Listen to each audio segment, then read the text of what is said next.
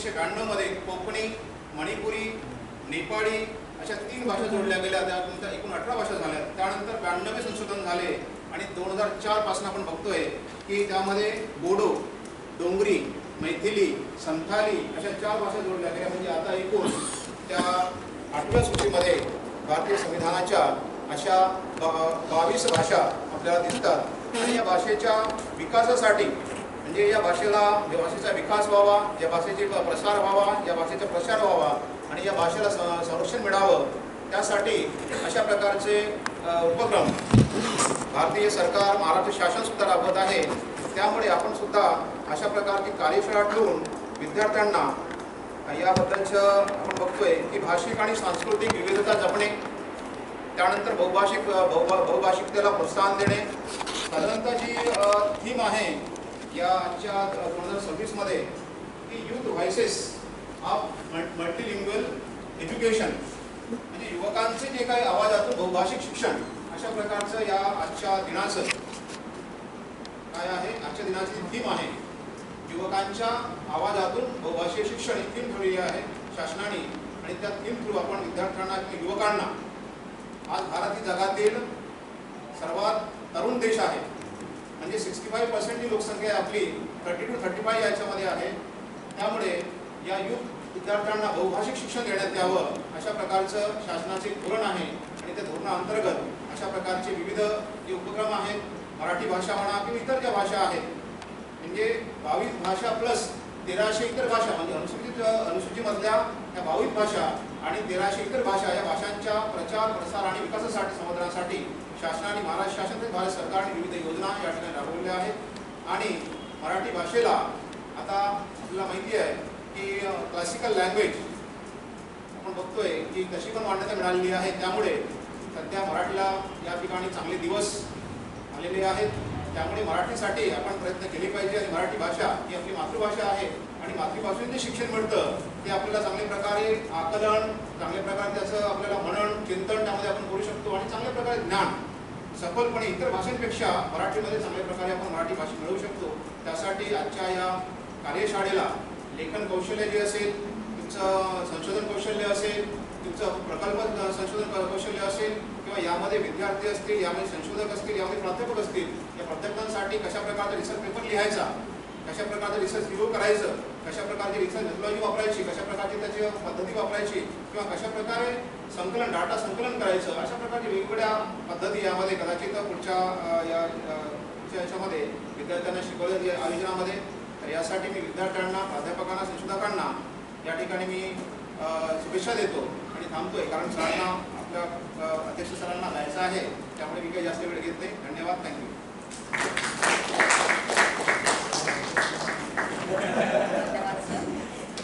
मातृभाषा आधारित शिक्षणाला प्राधान्य देऊन वैयक्तिक व सामुदायिक विकास साधणे, भाषिक आणि सांस्कृतिक विविधतेचे संरक्षण करणे आणि बहुभाषावादाला चालना देणे असे मुख्य उद्देश आज आपल्या मार्गदर्शनातून आम्हाला प्राप्त झालेले आहेत.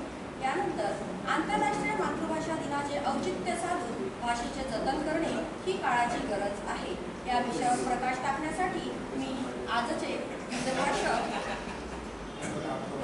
आदरणीय कोमल ठाकरे सर यांना विनंती करते की त्यांनी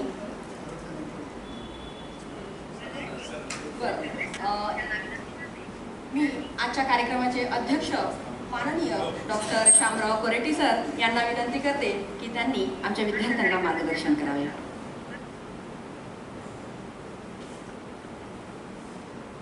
आजच्या या कार्यक्रमाला आवर्जून उपस्थित असलेले या कार्यक्रमाचे बीजभाषक डॉक्टर कोमल ठाकरे सर, माननीय अधिष्ठाता मराठी भाषा विद्यापीठ रिद्धपूर जिल्हा अमरावती, या कार्यक्रमाला आवर्जून उपस्थित असलेले डॉक्टर मनोहर कुंभारे सर, माननीय संचालक वसंतराव नाईक शासकीय कला व समाज विज्ञान संस्था नागपूर, शिवाय आमच्या विद्यापीठातील गांधी विचारधारा विभागाचे विभाग प्रमुख आणि भगवान श्री चक्रधर स्वामी अध्यासन केंद्राचे विभाग प्रमुख या ठिकाणी उपस्थित आहेत. शिवाय मराठी विभागाचे कांबळे मॅडम, वसंतराव नाईक कला समाज विज्ञान संस्था नागपूर आणि आपण सर्व प्रबुद्ध मान्यवर या ठिकाणी उपस्थित आहात.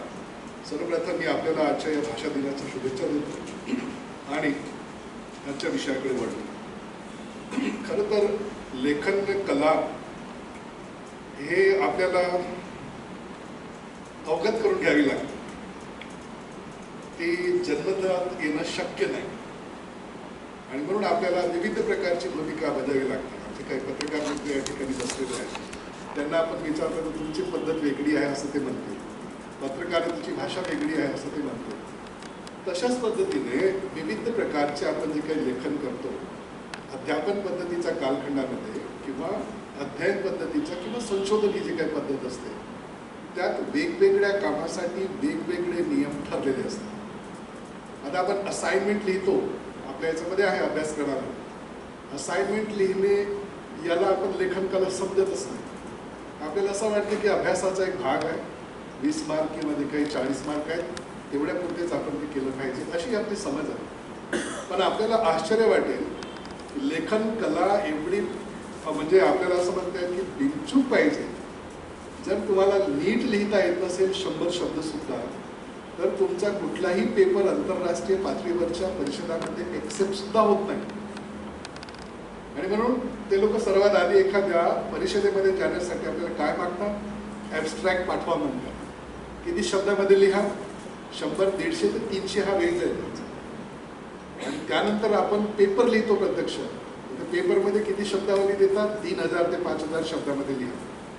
म्हणजे 3000 आणि 5000 शब्दावलीमध्ये लिहिल्या जाणारा जो काही संशोधन पेपर आहे त्याचा मूळ ढाचा तेवढाच आहे जेवढ्या त्या 100 शब्दामध्ये तुम्ही लिहिता. दोन्हीमध्ये काय लिहिता, ॲक्च्युली आपण काय लिहितो, तर त्यामध्ये आपण हेच लिहितो जे आता थोड्या वेळापूर्वी कुंभारे सर बोलून गेले. उद्दिष्ट आपण लिहितो, मेथोडॉलॉजी आपण लिहितो, त्यामध्ये हायपोथेसिस आपण लिहित असतो, डिस्कशन आपण त्या ठिकाणी करत असतो आणि कन्क्लुजन ड्रॉ करतो.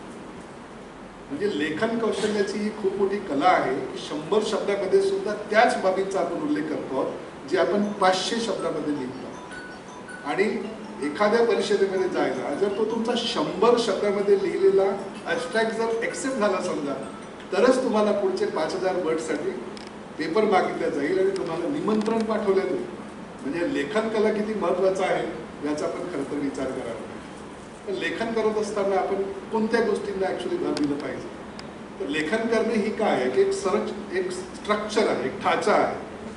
म्हणजे कशा प्रकारचा ढाचा आहे, संशोधन करण्यासाठी ठरवलेला एक ढाचा आहे. त्या ढाच्यामध्ये आपल्याला बरेच गोष्टी मांडायच्या आणि म्हणून त्या स्ट्रक्चरमध्ये आपली गोष्ट आपण मांडत असताना मग काही काळजी घ्यायची असते. आणि म्हणून काळजी कशा प्रकारची घेणार त्यामध्ये ठरलेलं असतं.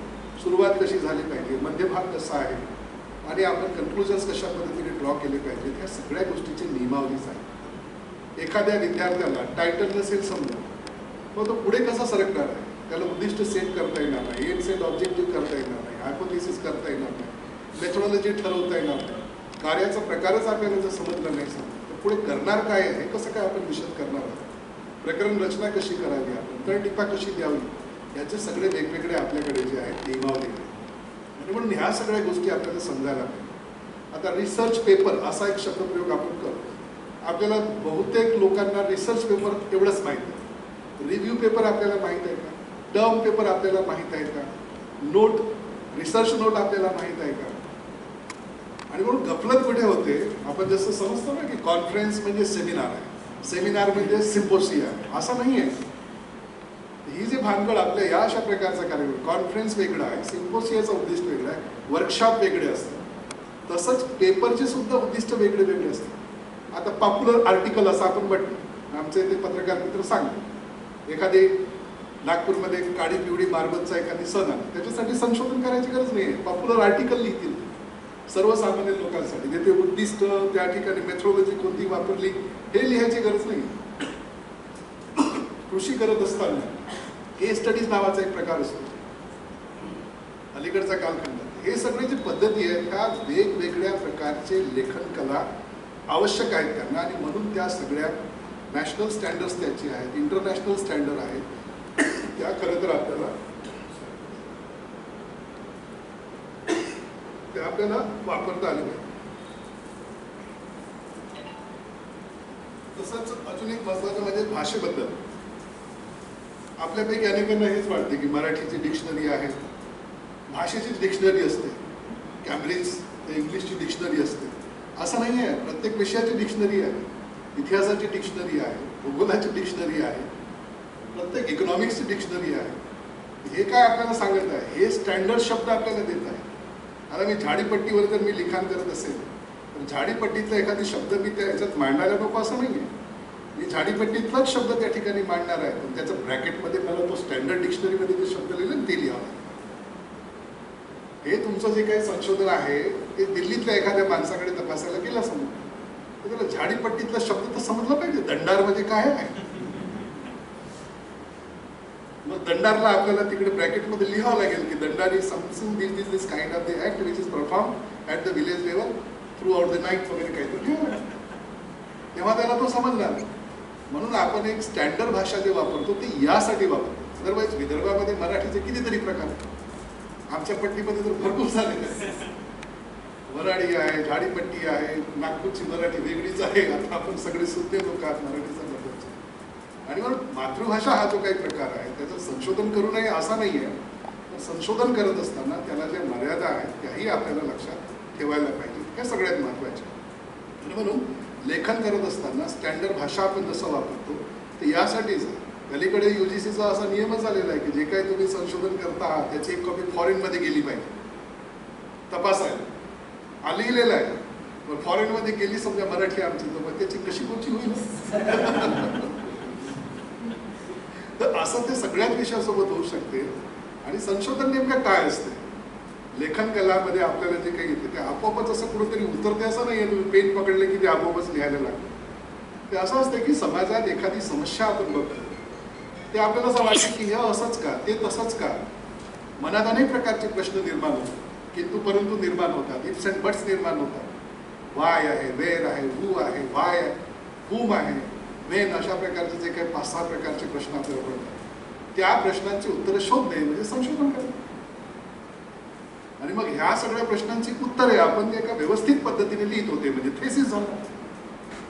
तर हे जे काही थेसिस आहे हे सुद्धा आपल्याला समजलं पाहिजे की थेसिस कोणाला म्हणतात, डिझर्टेशन कोणाला म्हणतात, ट्रेटाईज कोणाला म्हणतात. जसं प्रबंध आहे, निबंध आणि प्रबंधामध्ये काहीतरी फरक आहे की निबंध म्हणजेच काय आणि प्रबंध म्हणजेच काय.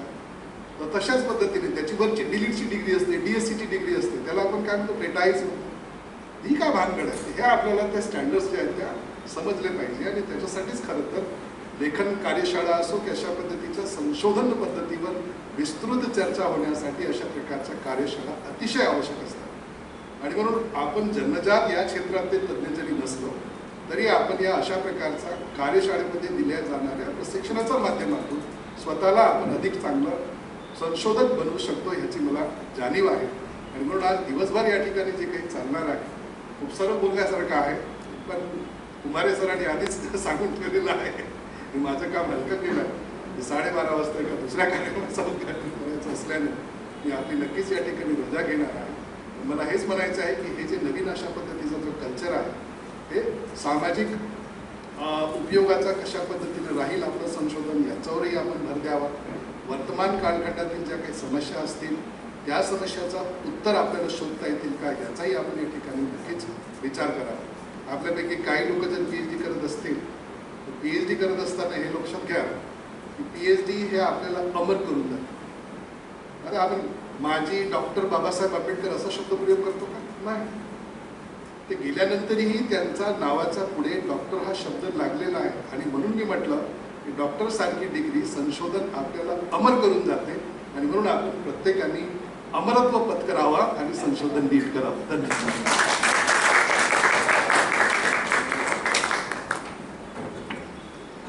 खूप खूप धन्यवाद सर. आपल्या दर्शनातून आम्हाला या उपक्रमाची दिशा मिळाली व भाषेप्रती असलेली तुमची आत्मीयता आम्हा सर्वांना ऊर्जा देणारी ठरली. खूप खूप धन्यवाद. मराठी भाषा आमची आहे महाराष्ट्राची शान. भजन कीर्तन भारूड ऐकतात हरपून जाते भान. मराठी भाषा आमची आहे महाराष्ट्राची शान. भजन कीर्तन भारूड ऐकतात हरपून जाते भान. काना मात्रा वेलांटाचे मिळाले आहे वान. म्हणून साहित्य आणि इतिहासातही आहे खूप मान. साहित्य आणि इतिहासातही आहे खूप मान. मी माननीय डॉक्टर कोमल ठाकरे सर, अधिष्ठाता मराठी भाषा विद्यापीठ रिद्धपूर, जिल्हा अमरावती यांना मी विनंती करते की त्यांनी आपले विचार मांडावेत. कोमल ठाकरे.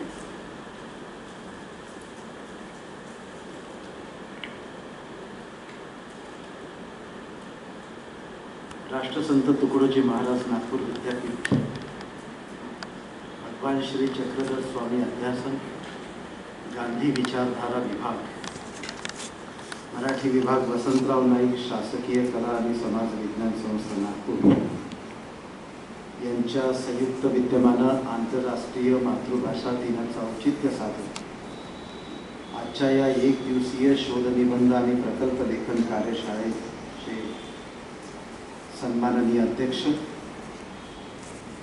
ज्यांनी आचार्य पदवीचं अमरत्व आपल्याला बहाल करून दिलं असेल, मानव विज्ञान विद्याशाखेचे अधिष्ठाता डॉक्टर शामराव कोरेटी सर, आजच्या या कार्यक्रमाला प्रामुख्याने उपस्थित असलेले वसंतराव नाईक शासकीय कला व समाज विज्ञान संस्था नागपूर येथील संचालक, पाली भाषेचे अभ्यासक माननीय डॉक्टर मनोहर कुंभारे सर,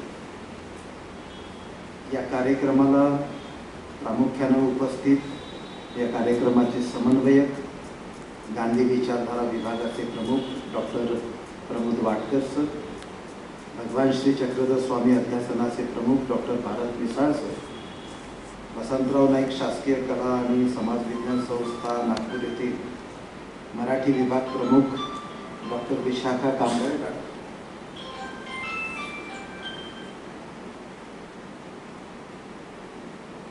इथे उपस्थित वसंतराव नाईक शासकीय कला आणि समाज विज्ञान संस्था नागपूर येथील मराठीतील प्राध्यापक डॉक्टर सुधीर मोरे सर, आमचे मित्र doctor Uttareshwar Suravase sir, doctor Balwant Bhoyar sir इथे आहेत, प्रणव कुमार खंदारे, साजन कुमार शेंडे, डॉक्टर राजेंद्र टेकाडे सर इथे आलेले आहेत.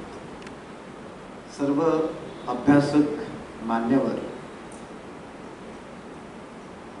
आज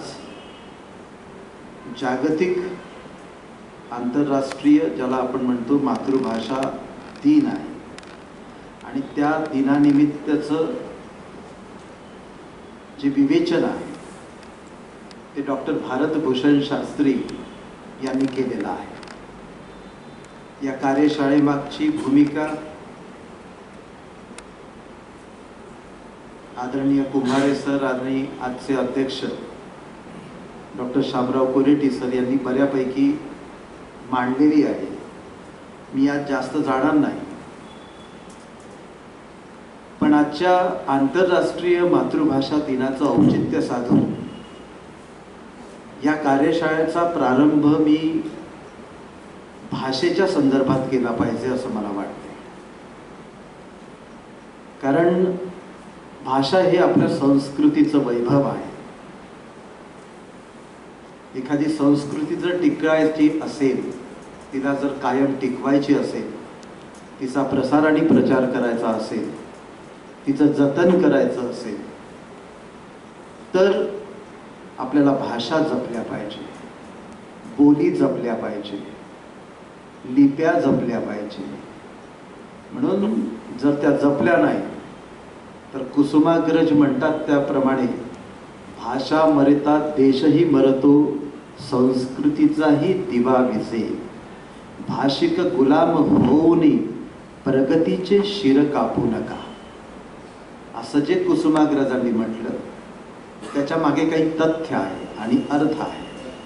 आणि म्हणून युनेस्कोनं जे सांगितलं ते असं आहे की गेल्या 50 वर्षामध्ये आपण 220 भाषा गमावल्या आहेत.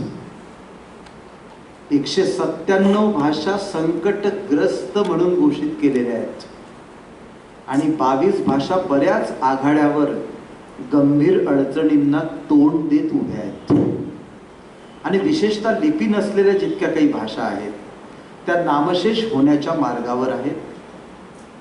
आणि म्हणून भाषा जेव्हा नामशेष होतात तेव्हा केवळ एखादी भाषा नामशेष होत नाही, संस्कृतीही लोप पावते. आणि म्हणून या भाषा संस्कृतीचं जर जतन करायचं आहे, त्याच्या अभिव्यक्तीचं जतन करायचं आहे, तर ठोस उपाययोजना करणं अत्यंत आवश्यक असतं. आपल्या भाषेचा प्रचार आवश्यक आहे. तो कसा होईल? आपल्या भाषेच्या सौंदर्य स्थळाची आणि सामर्थ्याची प्रतीती आपल्याला कशी प्राप्त होईल, या संदर्भात विचार करणं गरजेचं आहे. आणि या अशा प्रकारच्या कार्यशाळेच्या, चर्चासत्राच्या किंवा परिसंवादाच्या निमित्तानं सातत्याने महाराष्ट्रभर असे प्रयोग सुरू आहेत. मराठी भाषा विद्यापीठाचा अधिष्ठाता म्हणूनही मराठी भाषा विद्यापीठात आम्ही जे भाषाबद्दलचे आणि भाषेचा अभ्यास करण्यासाठीचे जे अभ्यासक्रम सुरू केलेले आहेत, त्या मागेही मुख्य भूमिका भाषा वाचवणे, लिपी वाचवणे हेच आहे. आणि भाषेचा अभ्यास, आपल्याला आजकाल असं लक्षात येतं की भाषेचा अभ्यासच होत नाही, होतो तो साहित्याचा अभ्यास होतो, लिटरेचरचा अभ्यास होतो. आणि नेमकं साहित्याच्या अभ्यासाला भाषेचा अभ्यास म्हणून बसतो आपण, पण तो भाषेचा अभ्यास नसतो, साहित्याचा अभ्यास असतो. आणि म्हणून नेमका भाषेचा अभ्यास करणं खूप आवश्यक गोष्ट आहे. ज्या भाषेत अभिव्यक्ती सामर्थ्य थोर आहे, ती भाषा नक्कीच मोठी श्रीमंत भाषा आहे. आपला जो देश आहे, त्या देशात ज्याप्रमाणे अनेक जाती आहे, धर्म आहे, वर्ण आहे, त्याप्रमाणे आपला देश बहुभाषिक आहे. अनेक भाषा एकत्र नांदत आहे.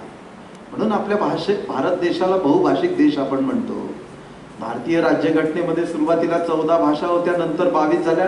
सरांनी त्याची आकडेवारी आपल्याला दिलेली आहे आणि ती अत्यंत महत्त्वपूर्ण आहे. या यादीत कालांतरानं हळूहळू भर पडत गेली. वेगवेगळ्या या भाषांच्या बोली सुद्धा आहेत आणि बोलींनी भाषा समृद्ध केल्या आहेत. कारण ज्याप्रमाणे अनेक नद्या एखाद्या महासागराला येऊन मिळतात आणि त्या सागराला समृद्ध करतात, संपन्न करतात, व्यापक करतात, तशा बोली अनेक बोलींनी येऊन मराठी भाषा समृद्ध केलेली आहे, संपन्न केलेली आहे, सशक्त केलेली आहे. ही गोष्ट आपण समजून घेतली पाहिजे. आता जशा बोली आहेत तशा भाषा अनेक पिढ्यांपासून आपल्या भारतात अतिशय गुण्यागोविंदानं एकत्र नांदत आलेल्या आहेत. आता गुण्यागोविंदानं या विशेषणाला अनेक आयाम आहेत.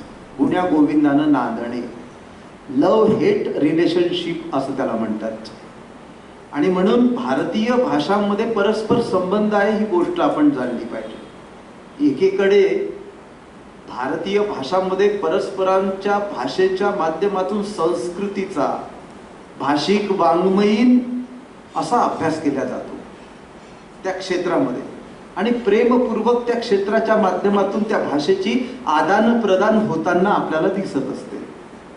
आणि दुसरीकडे भाषेमध्येच स्पर्धा आहे, भाषेमध्ये कटुताही आहे आणि भाषामध्ये द्वेष सुद्धा आहे.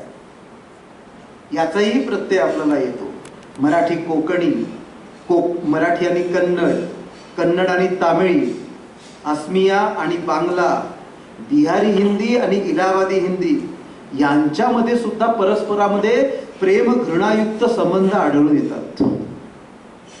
अशा तऱ्हेचं वैविध्यपूर्ण भाषिक सहजीवन असलेला आपला बहुभाषिक देश आहे. भारताचा हा बहुभाषिक देश म्हणून जगाच्या पाठीवर एकमेव भारत हे राष्ट्र आहे जे बहुभाषिक आहे. भारतात जशा भाषा अनेक आहेत ज्या गुण्यागोविंदानं नांदतात, तसे साहित्यिकही बहुभाषिक आहेत. अनेक प्रकारचे सृजन करणारे चित्र आपल्याला दिसतं. भारतातल्या संतांनी वेगवेगळ्या भाषेत लेखन केलं. 700 वर्षाच्या आधीचं उदाहरण घेतलं तर संत नामदेवांनी भागवत धर्माचा झेंडा नाचू कीर्तनाचे रंगी ज्ञानदीप लावू जगी म्हणून पंजाब पर्यंत नेऊन फडकवला. आणि केवळ मराठी भाषेतूनच त्यांनी अभंग निर्मिती केली नाही, तर हिंदुस्थानी भाषा, ज्या हिंदुस्थानी भाषेमध्ये हिंदी, राजस्थानी अशा संमिश्र पूर्व भाषा आहेत, ज्याला हिंदुस्थानी भाषा म्हणतात. म्हणजे मराठी आणि हिंदुस्थानी अशा दोन्ही भाषेत अभंग रचना करणारा आणि तितकाच सामर्थ्यवान कवी संत नामदेव.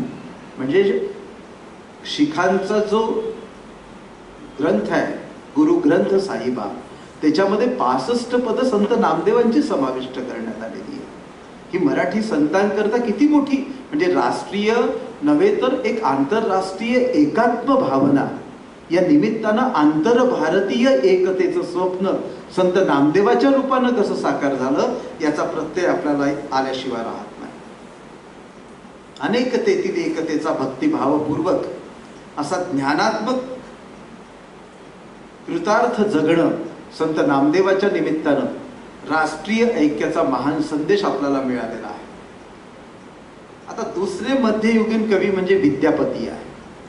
या विद्यापतींनी काय केलं तर संस्कृत, प्राकृत आणि मैथिली या 3 भाषेत काव्य लिहिलं विद्यापतींनी.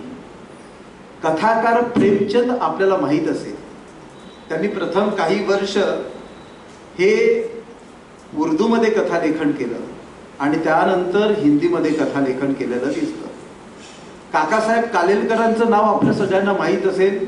मराठी आणि गुजराती आणि हिंदी या 3 भाषांमध्ये त्यांनी आपली वाङ्मय निर्मिती केलेली आढळून येते. म्हणजे हे भाषिक ऐक्य बघा किती मोठं काम केलं आहे लोकांनी. कमला दास यांनी मल्याळम आणि इंग्रजी या दोन्ही भाषेमध्ये काव्य आणि गद्य लेखन केलेलं आहे. मराठीतला अतिशय उत्तम कवी अरुण कोलटकर यांनी मराठी आणि इंग्रजी या दोन्ही भाषांमध्ये समृद्ध अशी काव्य निर्मिती केलेली आहे.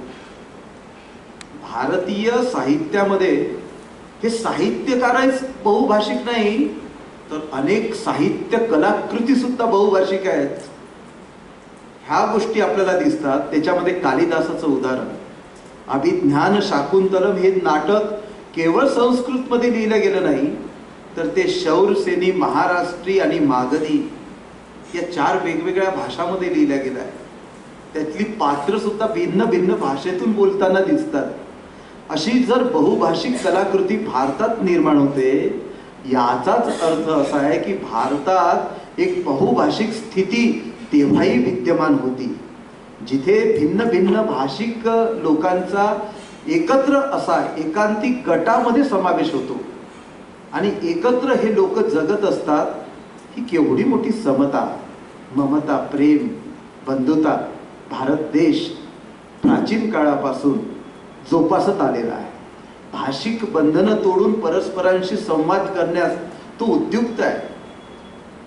बौद्ध साहित्य भांडारामधल्या थेरी गाथामधील काही रचना संस्कृतमध्ये आहेत आणि काही रचना पाली भाषेमध्ये आहेत, सर आपल्याला माहीत असेल.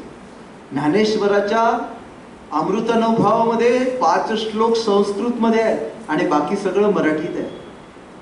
नामदेवांची गवळणी ठकवल्या नावाची गवळण आहे. ती जी गवळण आहे ना ती सुद्धा म्हणजे कृष्णाला वस्त्र मागणाऱ्या त्या गवळणी आहे. कारण कृष्णाने स्नानाला गेलेल्या गोपींची वस्त्र चोरलेली आहेत आणि ती वस्त्र मागण्याची विनवणी ह्या सगळ्या ज्या महिला आहेत, ज्या गवळणी आहे त्या 5 भाषेतून बोलणाऱ्या 5 गवळणी आहे. आणि कानडी आहे, मुसलमानी आहे, कोकणी आहे, गुजरी आहे आणि मराठी आहे. आणि त्या भाषेतून त्या विनवणी करतात कृष्णाला की आमचे कपडे वापस कर म्हणून. 5ही भाषेमध्ये म्हणजे कन्नड, फारसी, मराठी, कोकणी आणि गुजराती अशा 5 भाषेतील विनवणी 5 कडवी नामदेवांनी या गवळणीत गुंफलेली आहे. याला मणिप्रवाळम रचना प्रकार म्हणतात मराठीमध्ये, मणिप्रवाळ. आणि हे अतिशय उत्कृष्ट असं प्राचीन उदाहरण आहे. हा मल्याळम साहित्यातला प्रकार आहे, साहित्य प्रकार. त्यात एकच काव्याची ओळ मल्याळममध्ये असते आणि एक ओळ संस्कृतमध्ये असते. ही रचना प्रवृत्ती भारतीय भाषात कशी पाझरलेली आहे हे नामदेवांच्या या गवळणी ठकवल्यावरून याच्यावरून आपल्याला गवळणवरून कळेल. आपल्याकडे तुम्हाला माहीत असायला पाहिजे की बंकिमचंद्र चट्टोपाध्याय यांची आनंद मठ नावाची कादंबरी आहे आणि त्याच्यामध्ये एक पद आहे जे ज्या पदाला राष्ट्रगीताचा दर्जा प्राप्त झालेला आहे ते म्हणजे वंदे मातरम.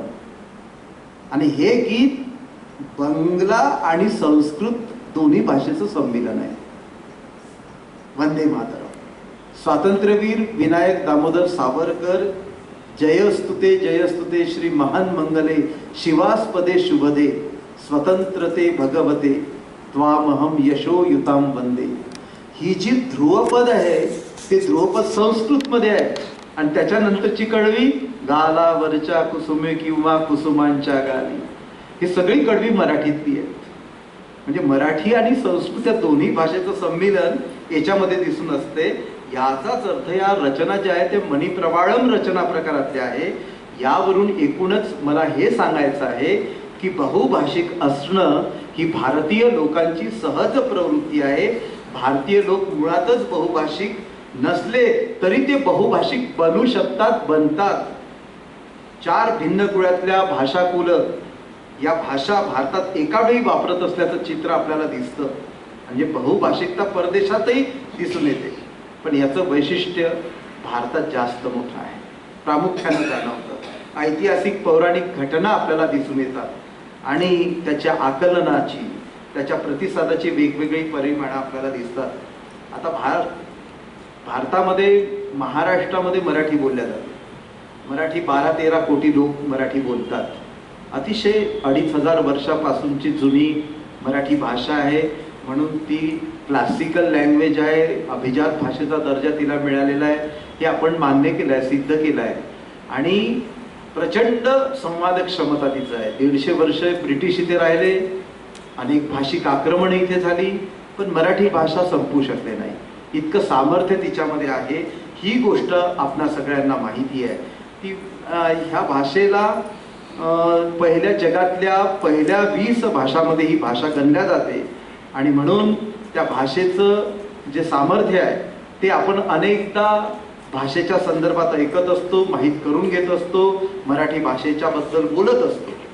आणि म्हणून मराठी भाषेचं सामर्थ्य, तिची संवाद क्षमता, तिचं कौतुक, ती अनेक गोष्टी आपण माझा मराठीची बोल कौतुकी अमृताते पैजा जिंके म्हणा, की अनेक संत ज्ञानदेव असो, गोमंतक कवी ज्ञानदेव असो किंवा सुरेश भटांसारखे आधुनिक कवी असो, लाभले अमास भाग्य बोलतो मराठी, जाहलो खरेच धन्य ऐकतो मराठी, धर्मपंथ जात एक जाणतो मराठी, एवढ्या जगात माया मराठ मानतो मराठी. हे सगळ्यांनी मराठी भाषेचं सामर्थ्य, त्याचं गुणगौरव केलेलं आहे.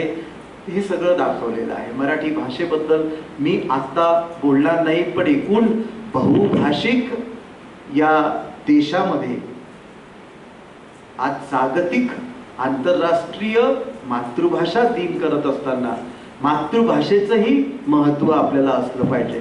मातृभाषेविषयीचं प्रेम असलं पाहिजे. ते प्रेम असं जुजबी असता कामा नये. खऱ्या अर्थानं प्रेम असलं पाहिजे, मनापासून प्रेम असलं पाहिजे. खऱ्या अर्थानं प्रेम असून सुद्धा मराठी भाषिक लोक मराठीत बोलत नाही. ते बाहेर पडल्याबरोबर मराठी माणसासोबतही हिंदीतच बोलतात. ते बाहेर तिकडे गेल्याबरोबर त्याच्यावर इंग्रजीचा इतका प्रचंड प्रभाव आहे की मी बाथरूमला गेले, वॉश घेतला आणि फ्रेश झाले, अशा पद्धतीची मराठी आपली जर होत गेली तर या मराठीच्या भवितव्याचे प्रश्न आपल्यासमोर नक्की उभे राहणार आहेत.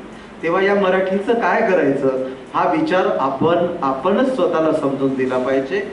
सर्वात महत्त्वाची गोष्ट आज ज्या निमित्तानं आपण इथे उभे आहोत, ज्याच्याबद्दल चिंतन आपल्याला करायचं आहे, ते म्हणजे संशोधन पद्धती, रिसर्च मेथॉडॉलॉजी.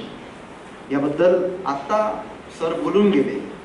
आता संशोधनाची विविध क्षेत्र आहे. विद्यापीठ अनुदान आयोगानं सुद्धा ज्या योजना केल्या त्या योजनाने या देशातील अनेक विद्यार्थी संशोधक व्हावे, शास्त्रशुद्ध लेखन त्यांनी करावं, शिक्षणाचं विकेंद्रीकरण व्हावं, प्रत्येक भागाचा प्रदेशाचा शैक्षणिक विकास व्हावा, हे ध्येय बाळगून हे सगळे संशोधनं सुरू झाली.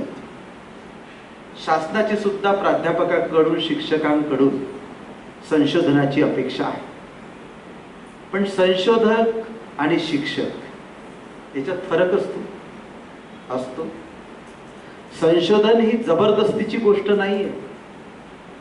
जेव्हा पदोन्नतीसाठी आणि नोकरीसाठी संशोधन आवश्यक केलं गेलं तेव्हा संशोधनाची काय वाट लागली हे मला नव्यानं सांगायची गरज नाही. काय कसं संशोधन झालंय.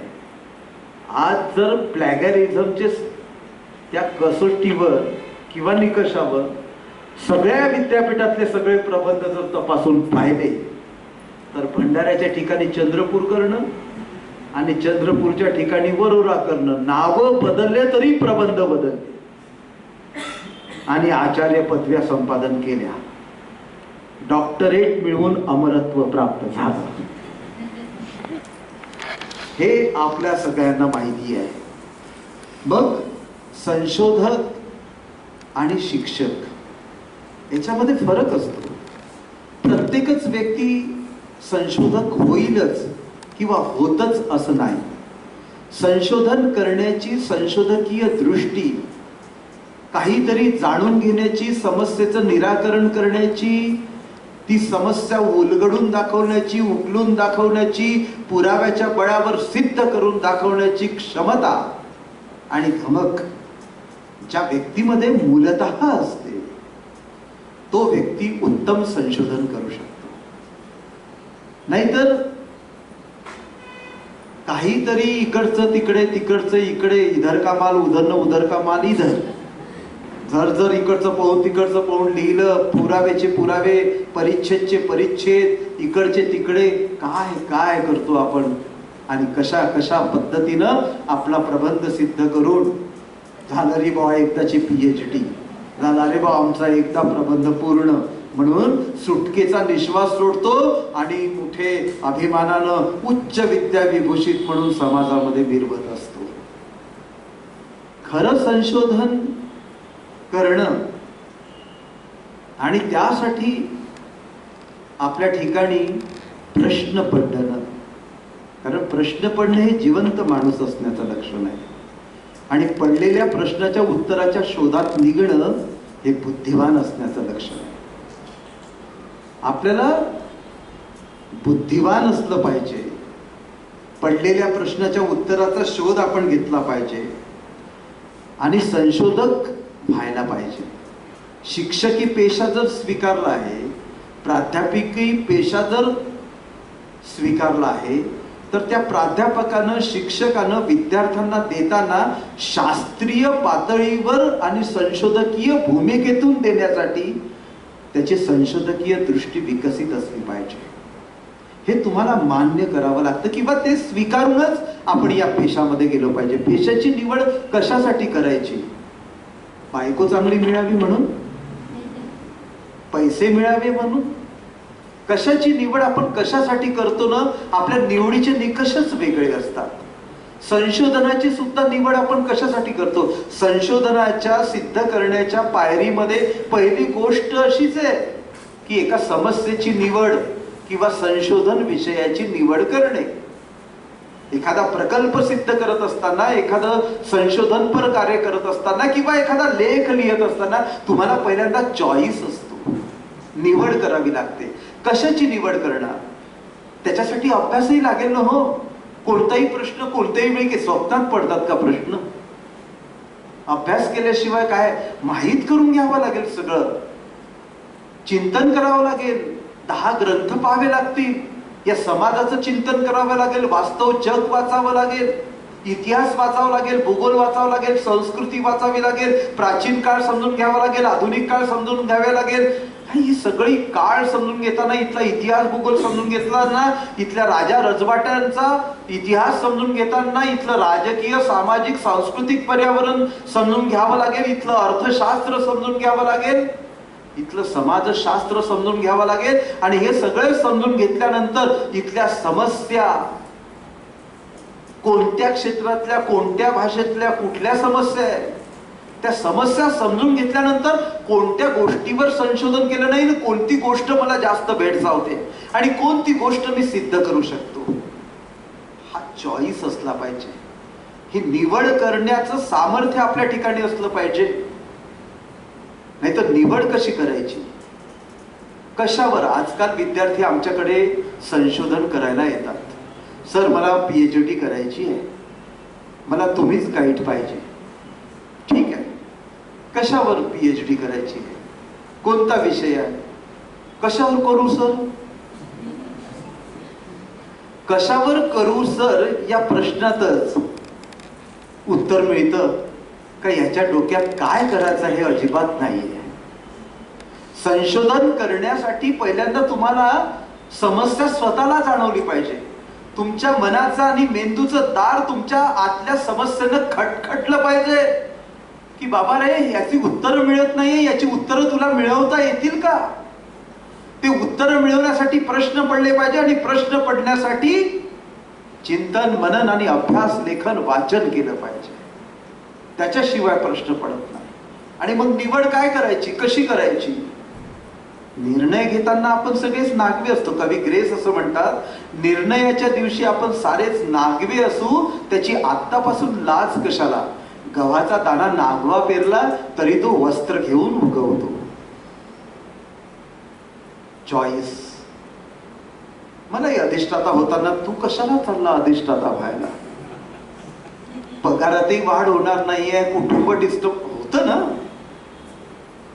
पण चॉईस, निवड करण्याचं स्वातंत्र्य तुमच्या ठिकाणी आहे. तुम्हाला कशासाठी एखाद्या गोष्टीची निवड करायची आहे ही भूमिका तुमची जर स्पष्ट असेल तर ते सामर्थ्यानं तुम्ही पुढे जाऊन तो प्रबंध सिद्ध करू शकता. आणि म्हणून संशोधनामध्ये सर्वात महत्वाची पहिली पायरी, पहिली स्टेप जर कोणती असेल तर समस्येची निवड, त्याची निश्चिती, संशोधन विषयाची निवड. ज्या संशोधकाला वेगवेगळ्या क्षेत्रात रस असतो, तो कोणत्या समस्येवर आहे त्याचं उत्तर शोधायचं असेल तर ते पहिल्यांदा समस्या मांडायची आणि मग पुढे जायचं. आता मग एकदा तुमचं ठरलं का मला या विषयावर संशोधन करायचं आहे, तो एकदा विषय निश्चित झाला. माहित आहे आपल्याला काही ठरवताना काही आपण परिपूर्ण ज्ञानी नसतो, संपन्न नसतो. मी काय तुम्ही काय. मला शिकवताना एकदा मधुकर केचेंची कविता आवडली. टाळ मृदुंगी रंगत राहो तुक्याचा अभंग, गोड आतुर हाकेने नको दर्शनाला भंग. ही किंवा माझ्या समोर सागर त्याशी आकाश टेकले, झाली असती त्रिवेणी माझे घर आड आले. आता वानवितो व्रण जपतो मी जखमेला, ऐसी देहाची पुण्याई मज विठ्ठल डसला. ही जेव्हा रचना मी शिकवली वाचली तेव्हा मला ती डसली आणि महाराष्ट्रामधल्या सगळ्या सांस्कृतिक क्षेत्राला तपासलं तेव्हा मधुकर केचे नावाच्या कवीनं इतके चांगले 3 कविता संग्रह लिहिले. दिंडी गेली पुढे, पुनवेचा थेंब, आसवांचा ठेवा. 3ही कविता संग्रहाला त्या काळचं महाराष्ट्र शासनाचं पारितोषिक आहे. पण मराठी साहित्यातल्या एकाही समीक्षकानं या कवीची दखल घेतली नाही आणि त्याच्यावर ग्रंथ लिहिला नाही, PhD केली नाही. तेव्हाच ठरवलं मला यावर संशोधन करायचं आहे. डॉक्टर अक्षय कुमार काळे या गुरुवर्यांच्या मार्गदर्शनाखाली मी तो ग्रंथ सिद्ध केला. ही निवड करणं आणि ती निवड सिद्ध करणं आणि मग ती निवड तर केली. निवड केल्यानंतर तो ग्रंथ सिद्ध करण्यासाठी त्याचा आढावा घ्यायला की मग आता मधुकर केचे निवडलं तर मधुकर केचेवर कोणी कोणी लेखन केलं. दुसरी जर पायरी कोणती असेल तर पूर्व साहित्याचा आढावा घ्यावा लागतो. म्हणजे केचेवर किती लोकांनी लेख लिहिले, केचेच्या संबंधातलं लेखन कोणत्या कोणत्या ग्रंथात, समीक्षा ग्रंथात आलेलं आहे, केचेंच्या बद्दलचे काही निबंध, शोध निबंध आहेत का, वर्तमानपत्रात काही कात्रणं आहेत का, ह्या सगळ्या शोध घेऊन त्याचं वाचन करून या संशोधनाबद्दलची दिशा निश्चित करण्याचं काम संशोधकाला करावं लागते. ही दुसरी पायरी आहे. कळतंय ना?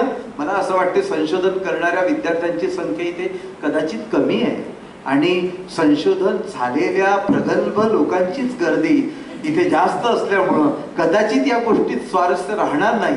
पण जितके काही या गर्दीत काही दर्दी संशोधक असेल तर त्यांनी हे थोडंसं ऐकण्याचा प्रयत्न करावा. जर नाही कळलं तर मी आहेच, बरोबर आहे.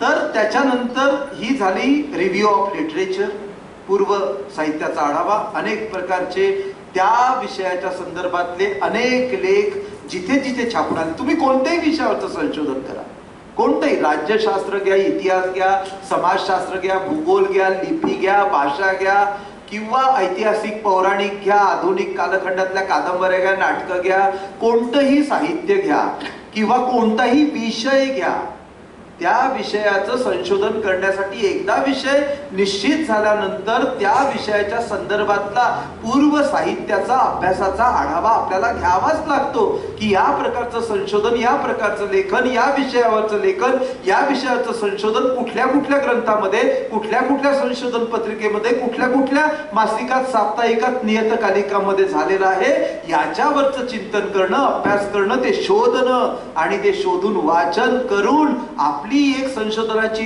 बैठक पक्की करणं ही दुसऱ्या पातळीवरची बाब आहे. त्याच्यानंतर तिसरा टप्पा असतो गृहीतक, हायपोथेसिस, ज्याला प्रमेय म्हणतात, ज्याला परिकल्पना म्हणतात. अनेक लोक वेगवेगळ्या बाबतीतल्या ते शब्द वापरतात, पण हे गृहीतक काय आहे रे बाबा? हायपोथेसिस म्हणजे काय? तर निवडलेल्या विषयावर, म्हणजे जो आहे विषय आपण निवडला, त्या निवडलेल्या विषयातलं जे संशोधन आहे त्या संशोधनाबद्दल जो एखादा अंदाज आपण व्यक्त करतो तो तात्पुरता असतो. त्या अंदाज व्यक्त केल्यानंतर तो ठरवतो की मला यामध्ये हे शोधायचं आहे, माझा असा अंदाज आहे. म्हणजे समजा तुकारामाचा खून झाला, हा एक अंदाज आहे. तुकारामाचं वैकुंठ गमन झालं, हा दुसरा अंदाज आहे. मग एक अंदाज तर मी ठरवला पाहिजे का नेमकं घडलं काय. शिवाजी महाराजांचे गुरु समर्थ रामदास होते, शिवाजी महाराजांचे गुरु दादोजी कोंडे होते, शिवाजी महाराजांच्या गुरु जिजाऊ होत्या, की शिवाजी महाराजांचे गुरु स्वतःच ते होते. कुठेतरी ठरवावं लागेल ना. एक प्रमेय ठरवणे, एक गृहीतक ठरवणे, एक परिकल्पनेचा अंदाज घेणे आणि ते मांडणे, म्हणजे त्याला हायपोथेसिस म्हणतात. ते करणे का मला हे वाटते माझ्या संशोधनावर, माझ्या अभ्यासावर, माझ्या चिंतनावर, का मला हे माझा हा अंदाज आहे, परिपूर्णता नाही. अंदाज हा शब्द लक्षात घ्या, ते मान्यच करून घेणे नाही. अंदाज आहे, मला असे वाटते, आणि मग पुढे त्या संशोधनाचा आराखडा तयार करावा लागतो. तो आराखडा की संशोधन कसं केलं जाईल, त्यासाठी काही नकाशा, आराखडा, त्याच्यासाठी माहिती संकलन पद्धती, सॅम्पलिंग, कोणी कोणी निवड करतात, काही नमुन्याच्या निवड करतात, त्याचा कालावधी निश्चित केला जातो, हे त्याच्यात लिहावं लागतं. नमुन्याची निवड करावी लागते. म्हणजे आता एखादं संशोधन सिद्ध करण्यासाठी काय सॅम्पल निवडायचे, कोणत्या गोष्टी निवडायच्या, कोणते नमुने जमा करायचे, कठीण असतं. म्हणून आता समजा मला मराठी कवितेचा अभ्यास असा जर विषय मी निवडला, पण मराठी कवितेचा अभ्यास म्हणजे केव्हापासूनचा, प्राचीन काळापासूनचा आतापर्यंत, एवढा आवाका कवेत घेण्याची क्षमता तुझ्यात 5 वर्षात आहे. मग काय करावं लागेल, त्याची कालखंडात विभागणी करावी लागेल. त्याची कालखंडात विभागणी केल्याशिवाय एखाद्या विशिष्ट भागाचा, बोली अनेक आहे, त्या बोलीतली एखादीच बोली घ्या ना.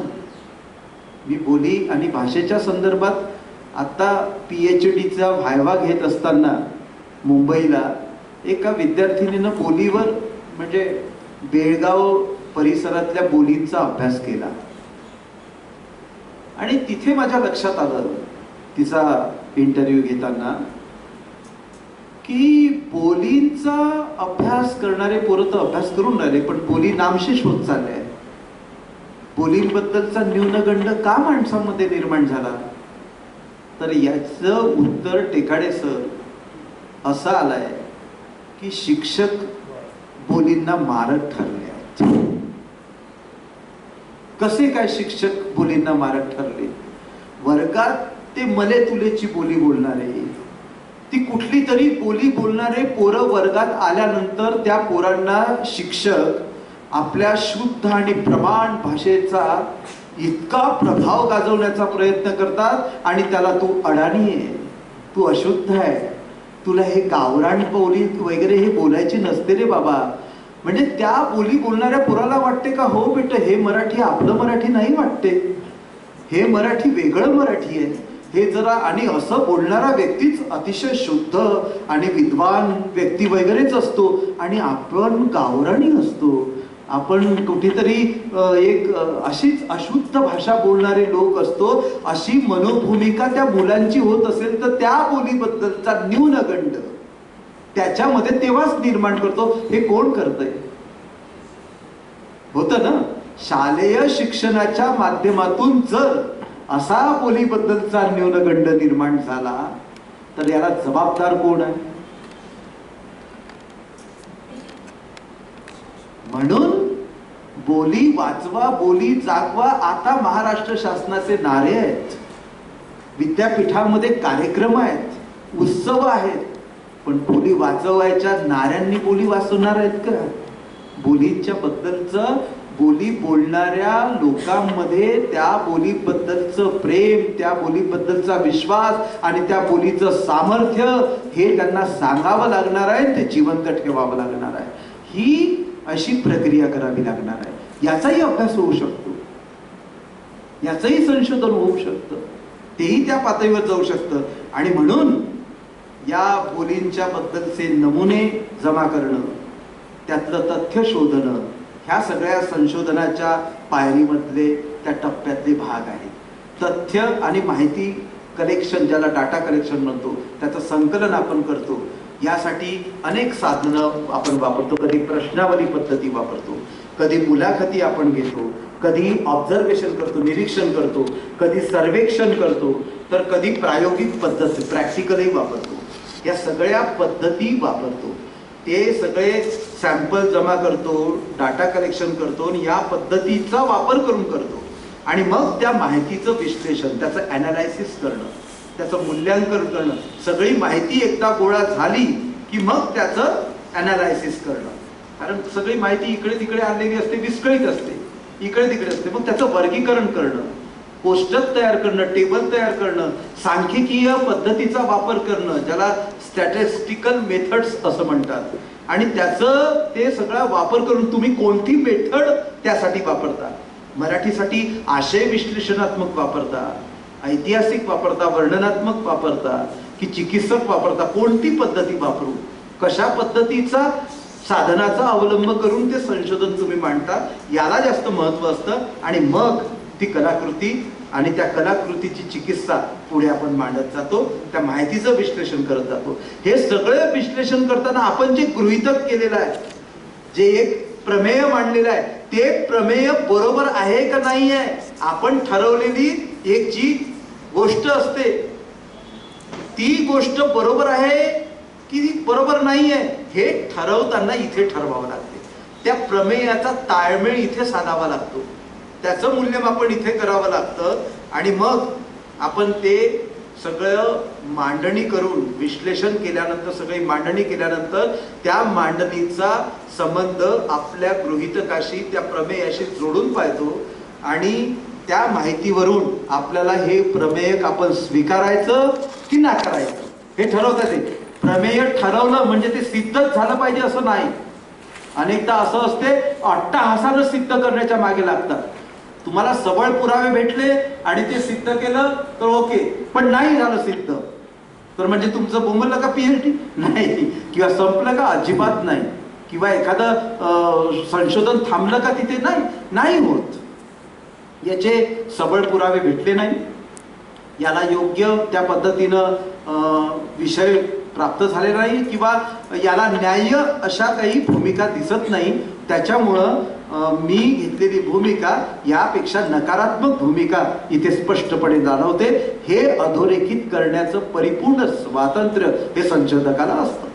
त्याच्यामुळं ते गृहीतक तो मांडतो आणि हे ते ठरवतो. त्याच्यानंतर निष्कर्ष काढतो आपण, त्याचं सामान्यीकरण करतो. आता हे जे निष्कर्ष आहे ते त्या विश्लेषणाच्या आधारे काढले जातात. ते निष्कर्ष सुद्धा कसे काढले जातात ते ठरवता आलं पाहिजे. निष्कर्ष म्हणजे 10-10, 15-15 ओळीचे निष्कर्ष नसतात.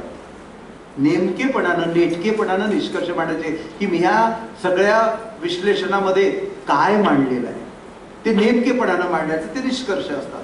आता संशोधनाचा नंतर शेवटी रिपोर्ट रायटिंग हा संशोधकाची अंतिम पायरी आहे रिसर्चची.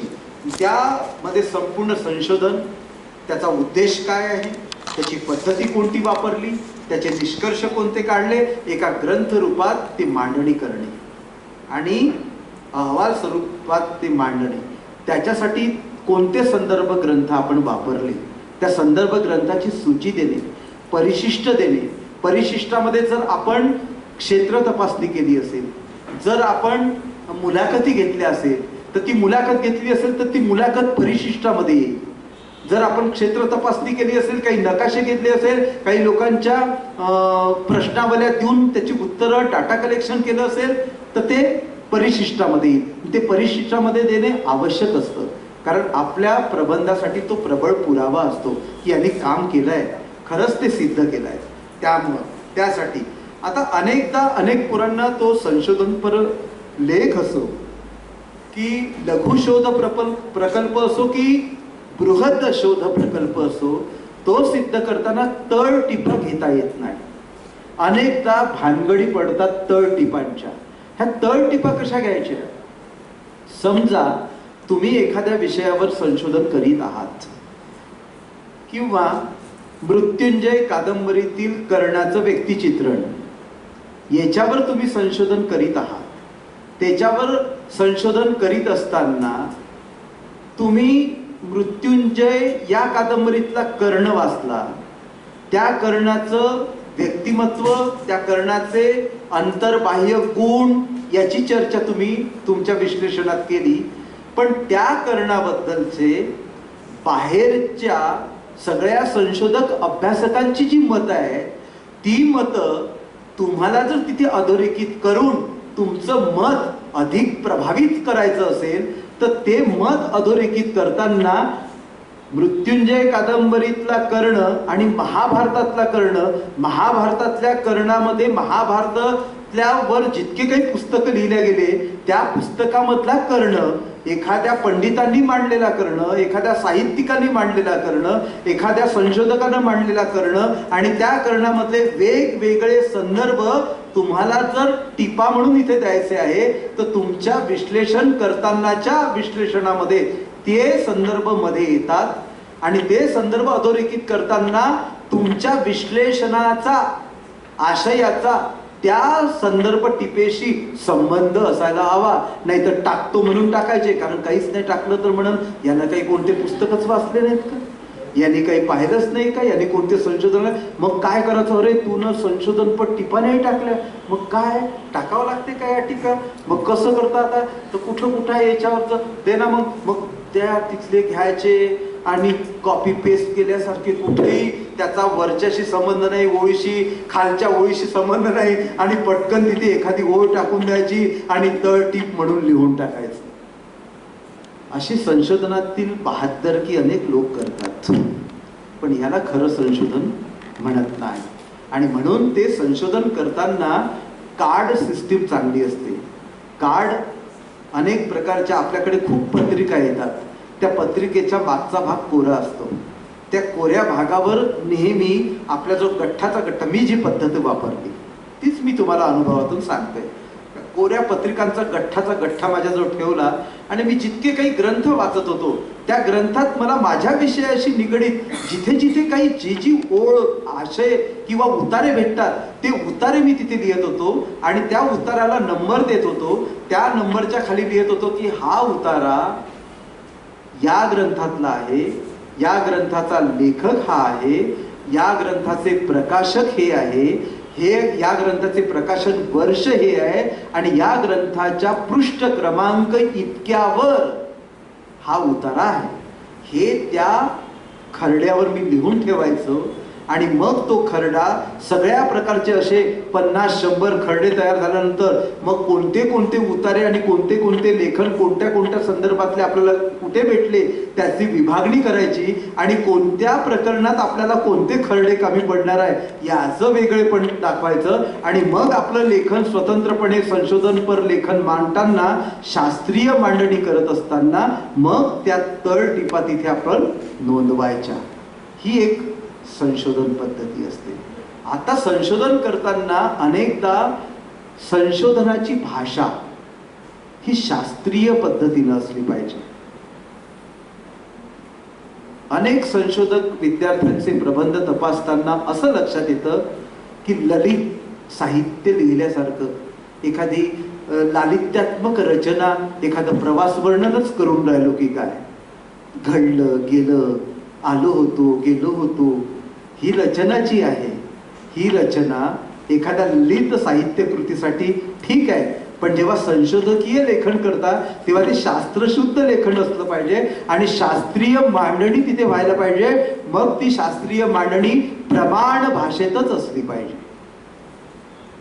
ही त्यातली अपरिहार्य अट आहे. अशा पद्धतीच्या पायऱ्यातून आपण संशोधनपर लेखन करीत असतो. संदर्भ ग्रंथसूची त्या विषयाशी निगडीतच आपण द्यायला पाहिजे. आणि अनेकदा शीर्षक लिहिताना अनेक विद्यार्थी एक आकलन, एक अभ्यास आहे ना, हे एक काय आहे मग 2 का नाही, 3 का नाही, एकच आकलन कसं काय, हे अनेक संशोधकांनी प्रश्न निर्माण केलेले आहे. एक आकलन कशासाठी, अरे आकलनच म्हणा ना. मधुकर केचे यांच्या साहित्याचे आकलन म्हणा किंवा वि द घाटे यांच्या कवितेचे एक आकलन कशासाठी, किंवा आकलन आस्वाद आणि चिकित्सा म्हणा. या ललित साहित्याचा चिकित्सक अभ्यास म्हणा, काही असं बोला, पण एक हा आकडा किंवा एक आकलन असं म्हणणं उचित ठरत नाही. ठीक आहे. त्यानंतर दुसरी गोष्ट, अनेकांना आपल्या पदव्यांचा मोह खूप असतो. म्हणून संशोधन करणारे जे विद्यार्थी असतात ते संशोधन विद्यार्थी आपले विद्यार्थी म्हणून जेव्हा पदव्या लिहितात ना खाली, तेव्हा पदवी आणि परीक्षामध्ये फरक असतो. MA, MPhil, BEd, PhD ही पदवी आहे, पण नेट सेट ही परीक्षा आहे. ती पात्रता परीक्षा आहे. ती लिहिण्याची काही गरज नाही आणि मोठेपणा मिरवण्याची काही गरज नाही. उगाचच आपण कंसात नेट सेट कशासाठी, अनेकांच्या पाट्या पाहतो तयार केलेल्या, त्याच्यावर नेट सेट परीक्षा. ती पात्रता तुम्ही सिद्ध केली आहे म्हणूनच तुम्ही त्या पदावर असता किंवा आहात. ते लिहिण्याची गरज वाटत नाही, कारण ती पदवी नाही, ती पात्रता परीक्षा आहे. ही गोष्ट आपण समजून घेतली पाहिजे. आणि ह्या सगळ्या संशोधनपर असा प्रकल्प सिद्ध करताना माझ्याजवळ खूप सगळे नमुने आहेत, पण एवढ्या नमुन्यावर मी काही बोलत नाही. या संशोधनाच्या पायऱ्या जर आपण शिस्तबद्ध पद्धतीनं सिद्ध केल्या तर आपल्याला परिपूर्ण विश्वास असतो गेल्या 3, 4, 5 वर्षाचं संशोधन आपल्या रक्ताच्या नसानसातून व्हायला पाहिजे. आपल्याला कोणताही त्या संशोधनावर कोणीही प्रश्न विचारला, झोपेत जरी विचारला तरी त्याचं उत्तर ज्याला देता येतं त्याचं संशोधन खऱ्या अर्थानं त्यांनी केलेलं आहे, किंवा त्या संशोधनाच्या संदर्भात अनेक वेगवेगळे विचार त्याला प्रकट करता आली पाहिजे. त्या संशोधनाच्या संदर्भात वेगवेगळे निकष त्यांना मांडता आले पाहिजे, निष्कर्ष देता आले पाहिजे, तर तो खरा संशोधक विद्यार्थी असतो. आणि संशोधनाची एक शिस्त आहे. काही करायचं म्हणजे संशोधन नाही केलं तर परवडते, पण बोगस करायचं नाही. आणि मग त्याला बौद्धिक संपदा हक्क प्राप्त होतो. हा बौद्धिक संपदा हक्क आपण निर्माण केलेल्या संशोधनाला प्राप्त होतो, तो आपण घ्यायला पाहिजे. कारण आपलं जर संशोधन कोणी चोरलं, आजकाल आर्टिफिशियल इंटेलिजन्स AI आपल्या समोर आलेला आहे आणि या AI मध्ये आपण काहीही टाकलं तरी आयता मजकूर मिळतो. तुम्ही प्रश्न विचारा का ह्या विषयावर मला पाहिजे, धड धड धड धड धड धड सगळं येते. आणि तिथलंच कॉपी पेस्ट केलं आणि आपण आपल्या प्रबंधात टाकलं, आणि जेव्हा प्लॅगरिझम चेक करण्यात येतं किंवा आपले प्रबंध प्लॅगरिझमसाठी टाकण्यात येतात, तेव्हा पूर्ण कितीच्या किती टक्के तुम्ही फेल ठरू शकता. आतापर्यंत चाललं, आता चालणार नाही. आता AI इतकं समोर येऊन ठेपलेलं आहे, इतकं जबरदस्त आहे, इतकं भारी आहे का तुमची त्यातून सुटका नाही. हे वाङ्मय चौर्य म्हणजे चौर्य, हे चोरला आहे म्हणजे चोरला आहे, मग तुमचं काय आहे? तर म्हणून आपलं स्वतःचं सिद्ध करण्यासाठी आपल्याला स्वतंत्र अभ्यास, स्वतंत्र संशोधन केलं तरच ते आपण या संशोधनाच्या प्रक्रियेमध्ये टिकाव धरू शकू आणि एक उत्तम संशोधक, अभ्यासक, चिंतनशील व्यक्ती म्हणून आपल्या देशात आपलं नाव लौकिक करू शकू, आपली अस्मिता जागी करू शकू. हा विश्वास मला आहे, तो विश्वास तुमच्याकडूनही मला आहे. तर या पद्धतीचं आजच्या या कार्यशाळेच्या निमित्तानं मी माझं विवेचन आपल्यासमोर ठेवलं. जर यात काही कमी जास्त असेल, काही त्रुट्या राहिल्या असेल तर आपल्या दयाळू अंतःकरणातून माफ करा अशी विज्ञापना करतो. आणि आयोजकांनी मला या लायकीचा समजल्याबद्दल त्यांचे आभार मानतो आणि थांबतो. धन्यवाद.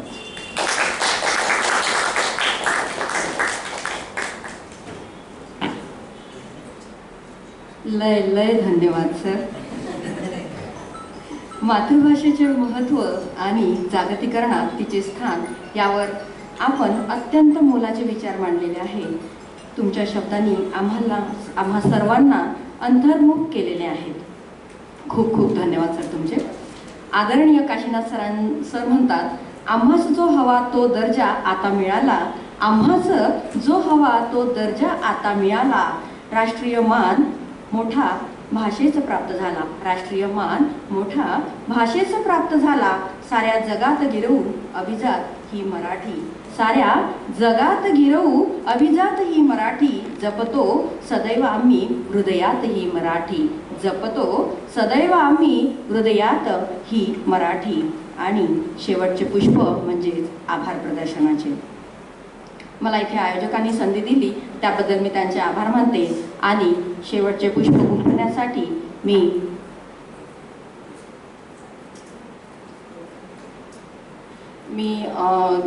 डॉक्टर भारतभूषण शास्त्री सर यांना विनंती करते की त्यांनी शेवटचे पुष्प गुंफावे. Doctor Bharatbhushan Shastri sir. अत्यंत महत्त्वपूर्ण असणारे हे सत्र या ठिकाणी संपन्न झालेले उद्घाटन सत्र. यामध्ये राजसंत तुकडोजी महाराज नागपूर विद्यापीठाच्या आमच्या सन्माननीय कुलगुरू डॉक्टर मनाली क्षीरसागर यांनी या कार्यशाळेला अनुमती दिली आणि या माध्यमातून ही कार्यशाळा आम्ही या ठिकाणी आज दिवसभर आपण संपन्न करत आहोत. त्यांचे मी या ठिकाणी मनपूर्वक धन्यवाद मानतो. या कार्यशाळेसाठी उपस्थित कार्यक्रमाचे अध्यक्ष सन्मान्य डॉक्टर शामराव कुरटी सर, मान्य अधिष्ठाता मानव विज्ञान विद्याशाखा राजसंत तुकडोजी महाराज नागपूर विद्यापीठ यांनी आपला अमूल्य वेळ दिला, त्याबद्दल मी त्यांचे मनपूर्वक आभार या ठिकाणी व्यक्त करतो. या संपूर्ण कार्यशाळेसाठी शोधनिबंध आणि प्रकल्प लेखन कार्यशाळा असल्यामुळे ज्यांचा या प्रांतामध्ये हातखंडा आहे असे आमचे मार्गदर्शक सन्मान्य डॉक्टर कोमल ठाकरे सर, मान्य अधिष्ठाता कला व साहित्य प्रशाला मराठी भाषा विद्यापीठ विद्यापूर जिल्हा अमरावती सरांनी आपला अमूल्य वेळ दिला, त्याबद्दल मी त्यांचे मनपूर्वक या ठिकाणी आभार व्यक्त करतो. अत्यंत मौलिक मार्गदर्शन खऱ्या अर्थाने सरांच्या माध्यमातून या ठिकाणी होत आहे. सरांनी आपल्या बीज भाषणामध्ये जे काही महत्त्वपूर्ण मुद्दे या ठिकाणी ठेवले ते निश्चितच तुम्हाला त्या ठिकाणी मार्गदर्शन पण आहेतच. आणि म्हणून त्यांच्याबद्दल म्हणावंसं वाटते की त्यांनी हे मराठी भाषा विद्यापीठाचा शिवधनुष्य पेललेला आहे. आणि त्यांची माझी ज्या वेळेस चर्चा होती की इथून रिद्धपूरला जाणं, तो प्रवास करणं हे फार अवघड गोष्ट आहे. अनुभव सांगतो सर तुम्हाला की नांदेडचे प्राध्यापक आले आणि रिद्धपूर या ठिकाणी जॉईन झाले. त्यांना वाटलं चांगलं पद मिळालं, व्यवस्थित सगळं भाग आहे. त्यांनी 2 महिने काम केलं, 3ऱ्या महिन्यात ते घरी गेले. ही वास्तव परिस्थिती. गांधीजी म्हणाले खेड्याकडे चला, वर्तमान फार अवघड आहे. आम्ही शहरामध्ये राहू इच्छितो, परंतु ग्रामीण भागाचा आम्हाला त्या ठिकाणी संसर्ग होतो काय असा भाग त्या ठिकाणी निर्माण झालेला आहे.